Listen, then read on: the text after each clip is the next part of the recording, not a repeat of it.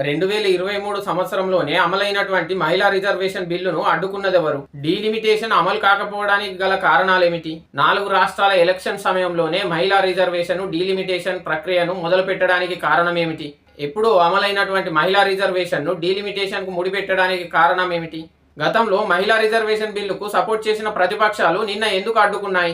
ఈ డీలిమిటేషన్ మహిళా reservation bill ఆగిపోవడం వల్ల 4 రాష్ట్రాలలో జరుగుతున్న ఎలక్షన్లో బీజేపీకి కలిసి వస్తుందా? డీలిమిటేషన్ ప్రక్రియ మొదలు కావాలంటే పార్లమెంటులో 326 ఓట్లు కావాలి. అంత మెజారిటీ బీజేపీకి లేకున్నా ఈ ప్రక్రియ మొదలు పెట్టడానికి కారణం ఏమిటి? డీలిమిటేషన్ మరియు మహిళా రిజర్వేషన్ పైన ప్రతిపక్షాలు ఒక క్లారిటీతో ఉన్నాయా? డీలిమిటేషన్ ను ఎందుకు ఆపాలనుకున్నాయి? మహిళా రిజర్వేషన్ కు ఎందుకు అడ్డుపడ్డాయి? ప్రతిపక్షాలు మహిళా రిజర్వేషన్ బిల్లును అడ్డుకోవడం వల్ల జరుగుతున్న 4 రాష్ట్రాల ఎన్నికల్లో బీజేపీకి కలిసి వస్తుందా? అసలు డీలిమిటేషన్ అమలు చేయాల్సిన అవసరం ఉన్నదా? వీటిపైన మీ అభిప్రాయం ఏమిటో కామెంట్ చేయండి. మహిళా రిజర్వేషన్ ను ఎందుకు అడ్డుకున్నారు? డీలిమిటేషన్ ఆగిపోవడానికి గల కారణం నెక్స్ట్ వీడియోలో తెలుసుకుందాం.